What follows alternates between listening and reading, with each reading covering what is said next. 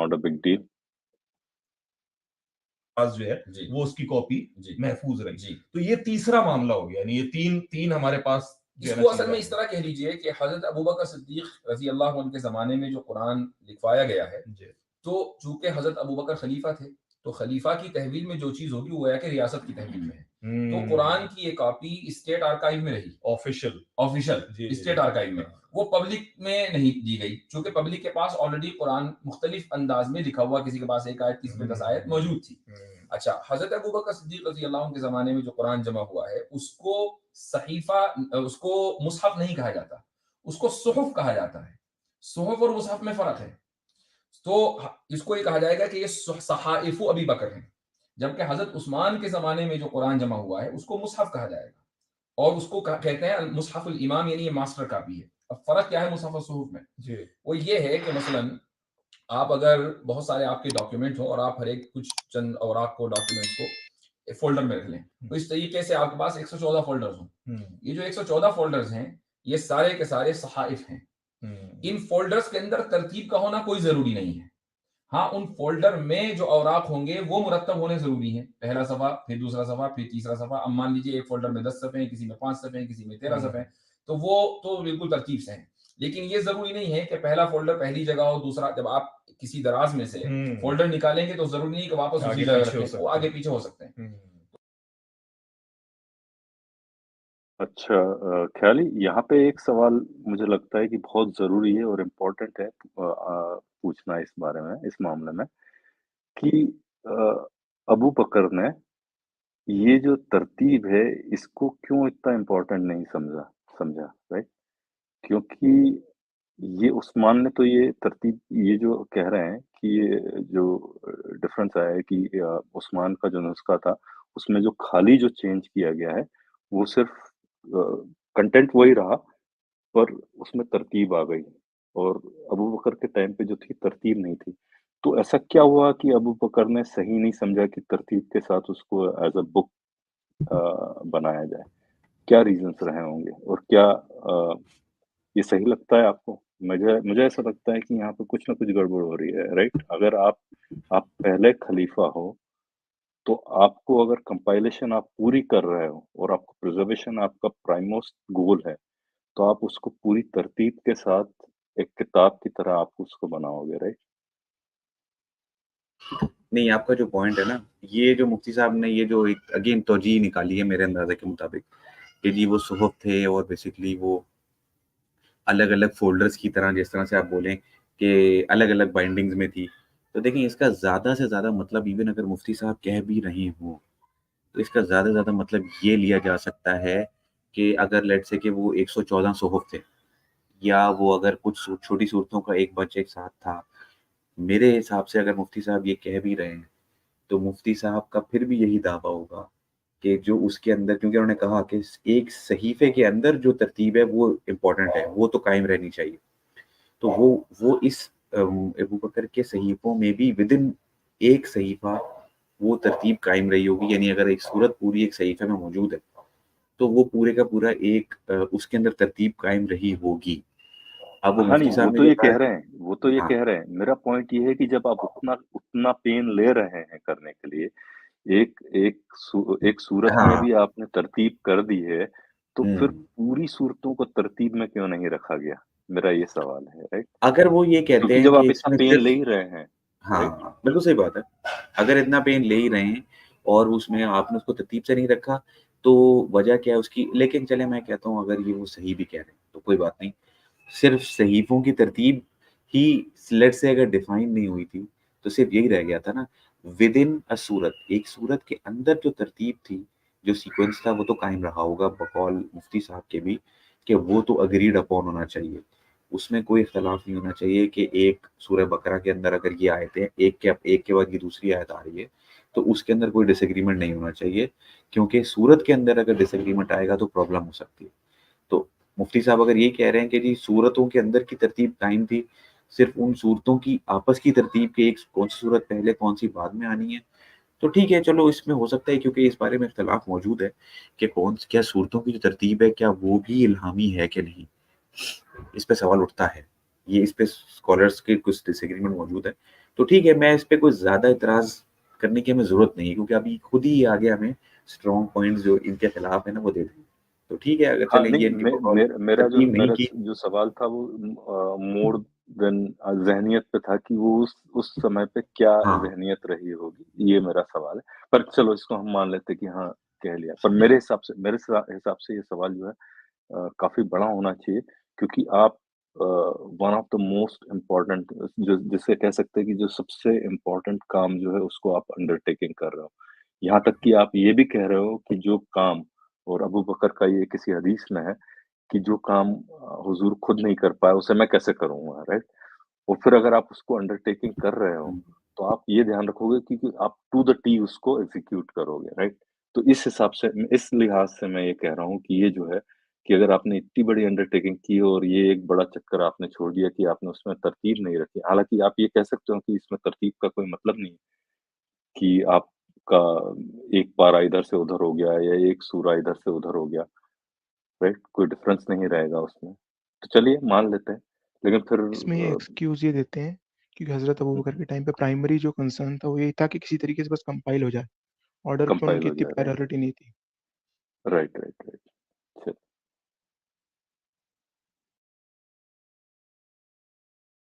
तो हज़रत अबू बकर के ज़माने में जो कुरान जमा हुआ है, उसमें सूरतों की तरतीब की रियायत नहीं की गई, आयतों की तरतीब की रियायत की गई, चूँकि आयतों को आप सल्लल्लाहु अलैहि वसल्लम ने खुद मुरत्तब फरमा दिया था। यानी आयात तो उसी तरतीब से मौजूद थी जैसे जी, हमारे आज पास है। सूरत में होती जी हैं, हाँ। लेकिन सूरतें के कौन सी के सूरह अल बकरा पहले है और सूरह सूरह आल फातिहा, इमरान जी बाद हाँ। में है, जी, जी, जी। ठीक है, ये वाला मामला नहीं था। अच्छा, लेकिन इसमें भी एक जी, चीज़ जो मुझे ज़हन में आ रही है, वो ये है कि रसूल करीम सल्लल्लाहु सल्लल्लाहु अलैहि वसल्लम के पास हज़रत जिब्रील अमीन जी, अलैहिस्सलाम वो आया करते थे रमज़ान में, जी, ठीक है, और वो उनको सुनाते थे जी, जी, कुरान मजीद, और आखिरी जो दौर है, जी, जो आखिरी रमज़ान है, जी, उसमें 2 मर्तबा जी, जी, जी, सुनवाया गया। तो पूरा कुरान मजीद नाज़िल जी, हो चुका था, तो जी। वो एक तरतीब में ही पढ़ा जाता होगा? नहीं, नहीं, तरतीब सूरतों की भी और आयतों की भी आप सल्लल्लाहु अलैहि वसल्लम ने नहीं दी है। हाँ, यानी ये भी एक तरीके से अल्लाह ही की जानिब से बिल्कुल, और मिल रसूल, जानी मिल रहा है ये। यानी ये नहीं है कि कोई तरतीब कोई इंसानी काम था जो बाद में हमने कहा कि चलो इसको इधर रख दें, उसको उधर रख दें। देख ये आज के दौर में भी हमारे पास मसलन कुरान करीम बहुत सी जगह छपता है, तो 30 पारों में अलग-अलग पारे छपते हैं। जी। ख़ैर अब मेरा आपका पॉइंट सवाल। अब जो है हाँ, अब मेरा पॉइंट अब जो है उसका और वेट बढ़ गया है बेसिकली। जब हुज़ूर ने ऑलरेडी तरतीबें तैयार कर रखी थी, तो फिर अबू बकर को तो उसका आइडिया होगा ही, राइट? राइट? तो फिर ये जो तरतीबें जो हैं क्यों नहीं आई? ख़ैर ये मेरा पॉइंट मुझे लगता है कि वेट है इसका पर आप आगे बढ़िए, है ना? हाँ, नहीं बल्कि लेकिन दोबारा मैं ये बोलूँगा कि क्योंकि इन्होंने सवाल क्योंकि किया है कि जी आखिरी दौर में तो ये सारा जो कुरान था, ये बाकायदा वो पढ़ाया जाता था, उनको दोबारा रिवाइज़ पूरा-पूरा एक साथ करवाया जाता था। तो इसका मतलब है पूरी तरतीब वाक़ई तरतीब से पढ़ाया जाता होगा। तो वो तरतीब अगर मौजूद थी और हुज़ूर ने बताई हुई थी सबको, तो फिर तो कोई जवाज़ ही नहीं बनता कि आप कुरान को जो सौफ़ वाली इन्होंने एक तौजीह बताई कि हज़रत अबू बकर के ज़माने में सौफ़ मौजूद थे, उनकी तरतीब कोई इस तरह से कायम नहीं थी। तो फिर तो ये भी उनको ख़्याल खुद ही आना चाहिए था कि भई क्यों नहीं? तो आपका सवाल बिल्कुल वैलिड बनता था। Right, right. चलो आगे बढ़ते हैं, है ना? अब वो जो 30 जुज़ आपके पास आए हैं, अब आपने पढ़ने के लिए उठाया कभी 30 तीसरा उठाया आपने, उसको पहले की जगह रख दिया, पहले को उठाया आपने, उसको 5वीं की जगह जी रख हाँ, दिया। इसको आप ये नहीं कहेंगे कि ये मुरत्तब अंदाज़ में रखा हुआ है, क्योंकि आपने उसको उलट-पलट कर दिया। लेकिन उस बिल्कुल, उलट-पलट करने की वज़ह से कुरान की तरतीब पे फ़र्क नहीं पड़ा। आपको पता बिल्कुल। है कि ये तीसरा तीसरे की जगह आएगा। और इसी तरीके से जो हाफ़िज़ कुरान होगा, जी, वो तो शुरू से वही अलहम्द से पढ़ेगा और बिल्कुल, नास पे ख़त्म करेगा, बिल्कुल, उसी बिल्कुल, तरतीब के साथ। बिल्कुल। बिल्कुल बात समझ आ रही है, बिल्कुल जी। समझ आ रही है। होती है। बात लिखने ऑलराइट किसी को कुछ ऐड करना है? ख़याली? उक़बा? जी नहीं, इसमें मैं ये कहूँगा कि नहीं। अगर जी यही कह रहे हैं ना कि जो सूरत का जो ऑर्डर है, वो भी प्रॉफ़िट नहीं बताया था। तो इस पे अभी मैं इस्लाम Q&A का एक आर्टिकल ही देख रहा था। एक क्वेश्चन का आंसर करते हुए उन्होंने खुद ये लिखा कि जो कंपेनियंस थे ना, उनमें भी आपस में डिसएग्रीमेंट था कि कौन-सी सूरत पहले आएगी। फॉर एग्ज़ाम्पल जो हज़रत अली वाला जो मुसहफ़ था, उसके अंदर वो इक़रा से शुरू करते थे और फिर उसके बाद अलग-अलग सीक्वेंस में फ़ॉलो होके चलता था। और आज के भी जो शियाज़ हैं, वो ये मानते हैं कि जो आखिरी आयत है ना, वो सूरह वन्नास की नहीं है। वो जो आयत गदीर उसको वो कहते हैं, या अय्युहर रसूल बल्लिग कि आज के दिन हमने आपका दीन मुकम्मल कर दिया, और वो आखिर में हज़रत अली की खिलाफत वाली उस आयत बोलते हैं उसे वो। यानी उस आयत से वो हज़रत अली की खिलाफत साबित करते हैं और उसको वो कहते हैं कि उस आयत पे उस दिन कुरान की रेवलेशन की तमाम हो गई थी। और ये इनमें आपस में अभी भी डिसएग्रीमेंट है, तो मुफ्ती साहब का पॉइंट यहाँ पे थोड़ा वीक पड़ जाता है ऑर्डर के मामले में। नहीं, बिल्कुल सही बात है क्योंकि ये मुफ्ती साहब ने जो ये दावा किया है कि सूरतों की तरतीब भी हुजूर ने बिल्कुल बयान ही जो है वो सहाबा को दी थी और ये भी इल्हामी है। इस पे खुद स्कॉलर्स में इख्तिलाफ है। तो जब एक चीज़ में इख्तिलाफ मौजूद है स्कॉलर्स में तो आप ये उतना बड़ा दावा कर कह सकते हैं? यानी आप एक ऐसी पिक्चर खींच रहे हैं लोगों के सामने और ऐसे-ऐसे दावे फेंकते जा रहे हैं कि जिसका खुद आपके स्कॉलर्स में जब इख्तिलाफ मौजूद है, तो इसकी कोई तुक ही नहीं बनती कि आप ऐसे ही एक दावा कर दें। खुद ये आपकी ज़िम्मेदारी जो है ना वो आपकी रिस्पॉन्सिबिलिटी है कि आप बताएँ कि ठीक है इसमें कुछ इख्तिलाफ मौजूद है, कि स जो सूरतों की तरतीब है क्या वो भी इसी तरह से इल्हामी है या नहीं? तो ये बात मुफ्ती साहब की मतलब मेरे ख़्याल में काफ़ी गैर ज़िम्मेदाराना उनकी अप्रोच है कि यार आपने ऐसे एक दावा ठोक दिया, जिस पर खुद आपके स्कॉलर्स एग्री नहीं करते। एग्ज़ैक्टली या हाँ। अच्छा आपने ख़्याली मेरे को ये हदीस शेयर करने के लिए कहा है। नहीं, ये आप जो है ना, ये आप कीजिएगा अभी जब हज़रत उस्मान का ज़िक्र करेंगे ये अगली वीडियो में। जी, अभी आप मैंने भी हदीस पॉइंट नोट और करके रखा है। हाँ, ये जब वो उसका उस्मान वाली कहानी सुनाएँगे ना, ये हज़रत उस्मान वाली, जो अपनी अच्छा, तरफ से अच्छा। एक मेरे ख़्याल है पूरी 3 वीडियोज़ में जो सबसे बड़ी पोंगी मुफ्ती साहब ने मारी है ना, वो ये अगली वीडियो में मारेंगे। जी। अच्छा, चलें, तो फिर हम सीधे अगली वीडियो पे जंप करते हैं, ठीक है ना?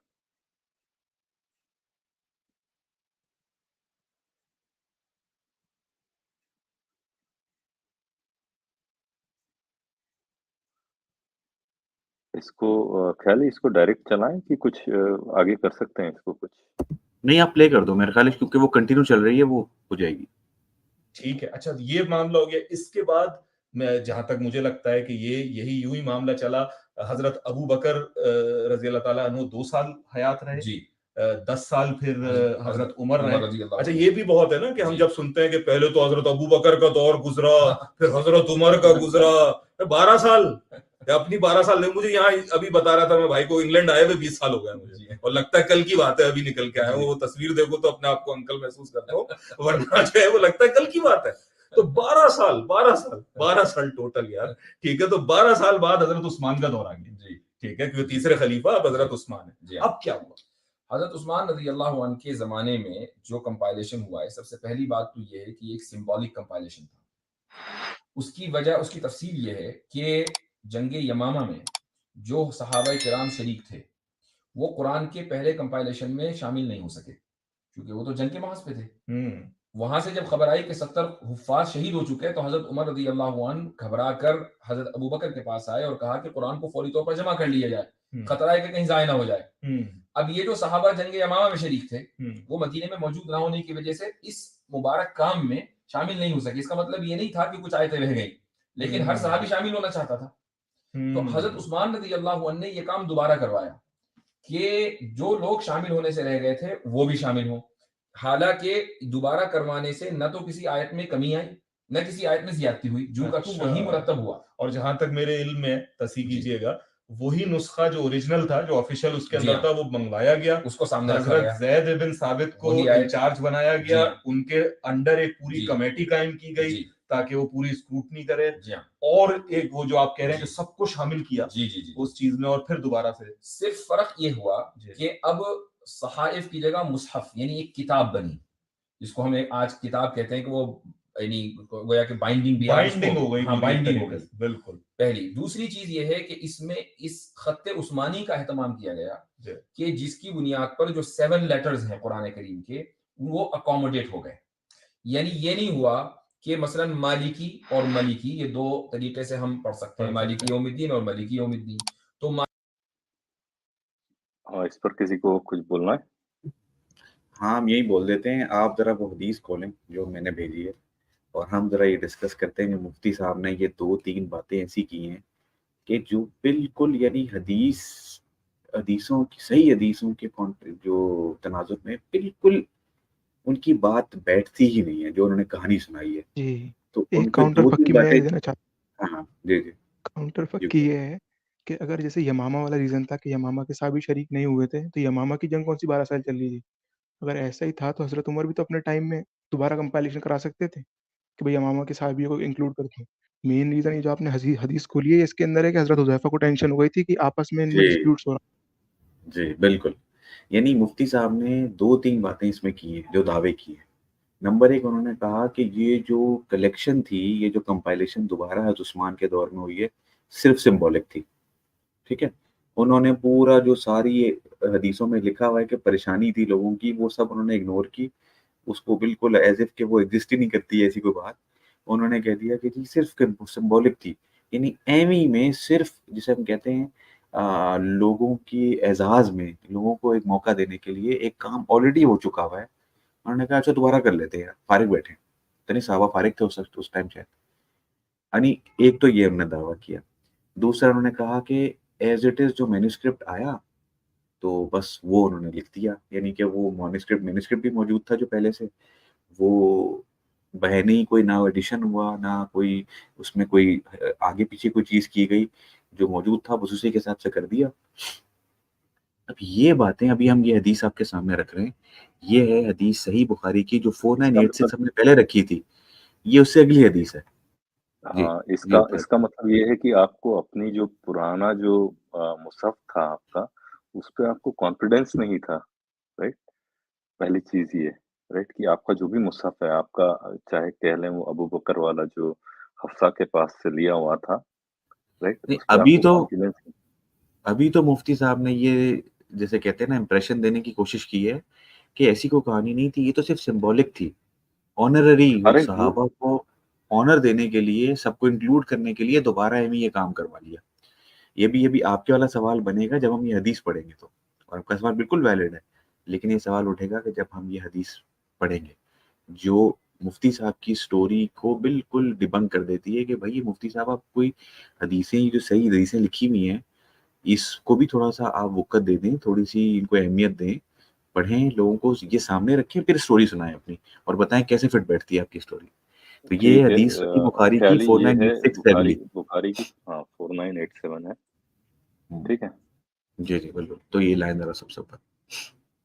तो आप ये देखें, हुज़ैफ़ा बिन अल-यमान जो है वो हज़रत उस्मान के पास आए और वो ये कहते हैं कि जी जब जो शाम के लोग और इराक के लोग लड़ रहे थे अर्मेनिया और अज़रबैजान के लिए, ठीक है? तब वहाँ पर जब जंगें हो रही थी। तो हुज़ैफ़ा को परेशानी क्या थी? Huzaifa was afraid of their differences in the recitation of the Quran. तो वो जो डिफरेंसेस थे उनके रेसिटेशन ऑफ कुरान में, उसमें वो बड़े परेशान थे। उन्होंने हज़रत उस्मान को क्या कहा?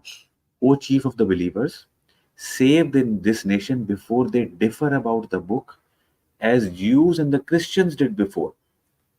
अब आप ये देखें इनकी परेशानी का हाल ये है, पहले हज़रत उमर की परेशानी थी कि कुरान ना ज़ाया हो जाए, उनको ही मुफ्ती साहब ने डिसमिस कर दिया कि नहीं कुरान तो लोग इतने हुफ़ाज़ मौजूद थे, टेंशन लेना ही बेकार था उनके लिए। जो शख्स वहाँ मौजूद है वो टेंशन ले रहा है। आप 1500 साल बाद कह रहे हैं नहीं असल में तो कोई टेंशन ही नहीं थी होनी चाहिए थी उनको। यानी ये जो बंदा उस वक़्त मौजूद है उसको ज़्यादा पता है या आपको?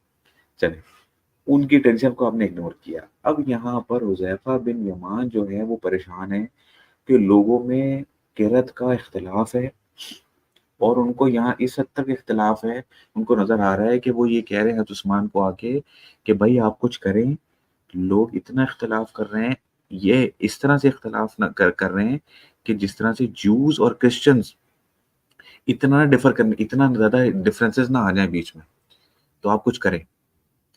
अब हज़रत उस्मान ने क्या किया? तो Hazrat Usman sent a message to Hafsa saying send us the manuscript of the Quran.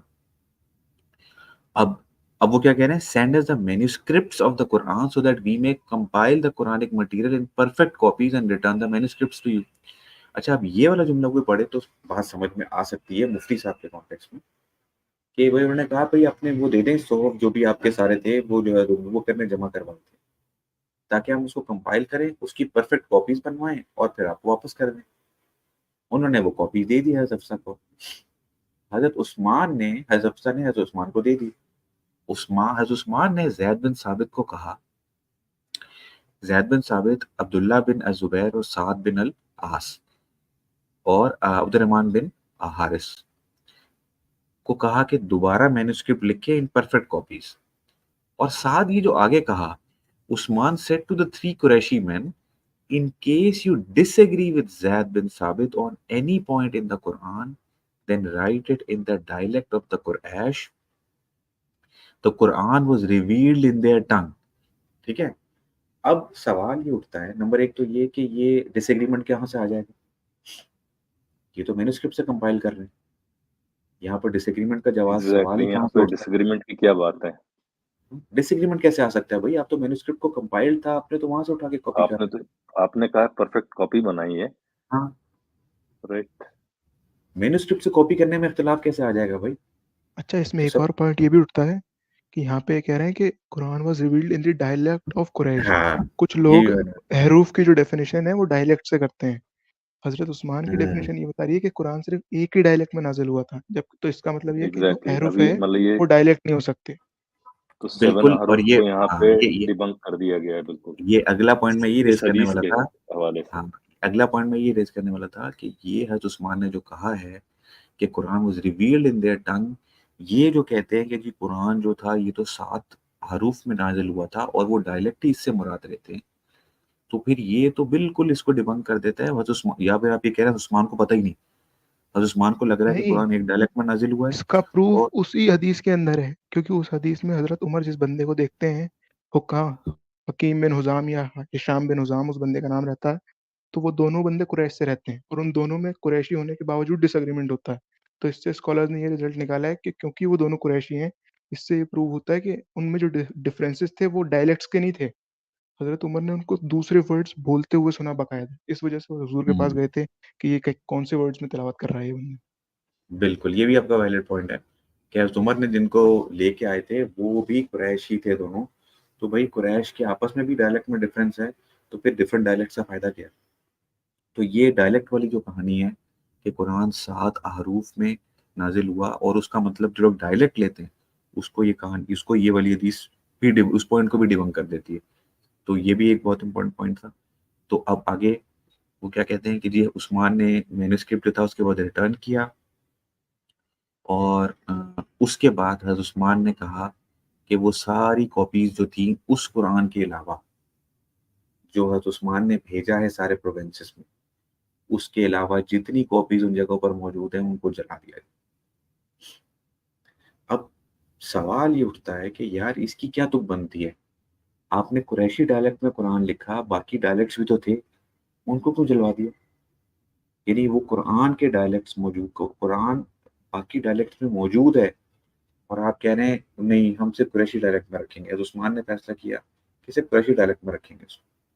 किस किस्म की लॉजिक है? और यानी नहीं, अल्लाह ने कुरान नाजिल किया है और आप सारे बाकी डायलेक्ट्स को जला रहे हो। एग्जैक्टली हजरत हुजैफा का जो ये जो टेंशन वाला जो कंसर्न है ना, ये तो अल्लाह के ऊपर सवाल उठाता है। अगर अल्लाह ने अपनी हिकमत से 7 हरूफ में रिवील किया था, तो हुजैफा क्यों टेंशन ले रहा है कि इससे डिसएग्रीमेंट होंगे और वो यहूद और नसारा की तरह बिल गुमराह हो जाए। बिल्कुल, यानी यही तो बात है। यानी यहाँ पर जो जवाब उनको हज़रत उस्मान को जवाब ही देना चाहिए था, भाई तुम क्यों परेशान हो रहे हो? ये तो वो इख्तिलाफ़ात हैं जो अल्लाह ने खुद, ये इख्तिलाफ़ात तो हरूफ और किरात के हैं और ये तो खुद अल्लाह ने नाज़िल किए हैं, तो इसमें परेशान होने की क्या बात है? आप रिलैक्स रहो, ये तो इख्तिलाफ़ात रहेंगे और ओरल ट्रेडिशन है, उसके थ्रू कुरान प्रिज़र्व भी रहेगा। आप तो क्या कहते हैं, बिला वजह परेशान हो रहे हो, आपको तो कुरान पर, अल्लाह की बात पे भरोसा होना चाहिए कि कुरान प्रिज़र्व रहेगा और ये डायलेक्ट्स भी बिल्कुल। कायम रहेंगे। लेकिन वो परेशान हो रहे हैं कि जी वो इतना ना झगड़ने लगे कि जो है ना वो अपना क्रिश्चियन और जूस की तरह इख्तिलाफ करने लगे। तो यहाँ पर बड़े सवाल उठते हैं यार, ये जिस तरह की स्टोरी ये सुना रहे हैं मुफ्ती साहब, ये हदीसों से मैच ही नहीं करती। एग्जैक्टली। ठीक है, चलो आगे बढ़ते हैं। और कुछ एक मेरे पॉइंट्स हैं पर वो आगे और देखते हैं फिर।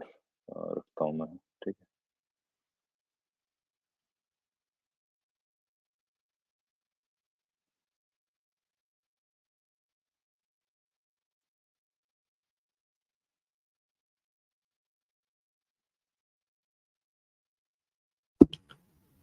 फाइलो हम वीडियो नहीं देख पा रहे, आपने फिर वीडियो अपने पास लगाई भी। डैम, ये जो है ना ये बड़ा मुश्किल काम है। राइट, अब can you see it now? जी अब आ रही है।